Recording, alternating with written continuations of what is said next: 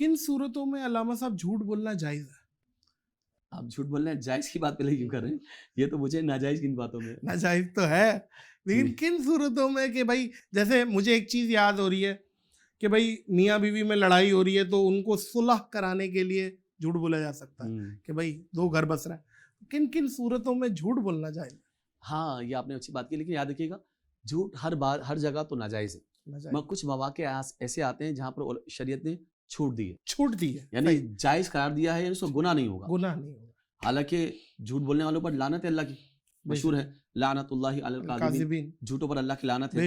اور کچھ چیزیں ایسی دنیا کے اندر آپ دیکھیں، کچھ چیزیں ایسی ہیں کہ پوری دنیا اس پہ متفق ہے، تمام ادیان کے اندر، تمام مذاہب کے اندر، تمام قوموں کے اندر، صحیح، تمام قبیلوں کے اندر ایک پیج پر ہے۔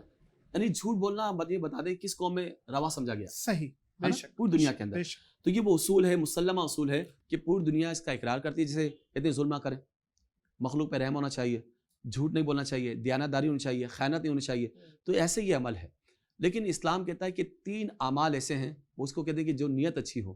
حدیث میں ارشاد ہوتا ہے کہ 3 طرح کے لوگ کو جھوٹ بولنا جائز ہے، ان کا گناہ نہیں ہوگا۔ نمبر 1 کہ میاں بیوی کے درمیان صلح کروانا، اور دوسری بات کہ مرد اپنی عورت سے جھوٹ بولے کسی بات میں، یعنی اس کو منانے کے لیے، یا عورت اپنے شوہر کو منانے کے لیے خاطر جھوٹ بولے۔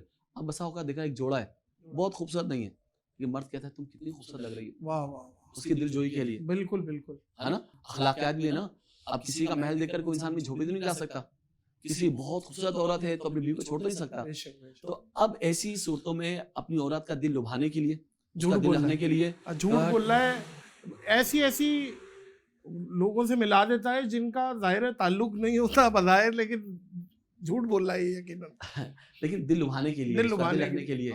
اور یہ سمجھیں کہ اور ہونا بھی چاہیے نا، جب آپ کو اپنی بیوی اچھی لگے گی تو آپ کتنے گناہوں سے بچ جائیں گے۔ جب نکاح کرنا نصف ایمان کو محفوظ کر دیتا ہے، اس کا آدھا ایمان بچ جاتا ہے، تو اپنی بیوی کے سامنے اس کا دل لکھ رہا ہے، اس کو خوشی داخل کر رہا ہے، اور ظاہر سی بات ہے آپ کے جو بچے ہیں، آپ کی جو نسلیں اس کی گود میں پلیں گی، تو اگر اس کا مورال آپ اوپر نہیں کریں گے تو اس کے دل میں خوشی کیسے داخل ہوگی؟ بے شک۔ تو یہاں پر جھوٹ بولنا جائز ہے۔ اور تیسری بات یہ ہے کہ لڑائی کے اندر، جنگ کے اندر، اگر کوئی جہاد کا موقع ہے، جنگ کا موقع ہے، تو وہاں کافر کو آپ دھوکہ دے سکتے ہیں، جھوٹ بول سکتے ہیں، ایسا عمل کر سکتے ہیں تاکہ اس کو دھوکے میں مبتلا کر کے آپ کو فتوحات مل جائیں۔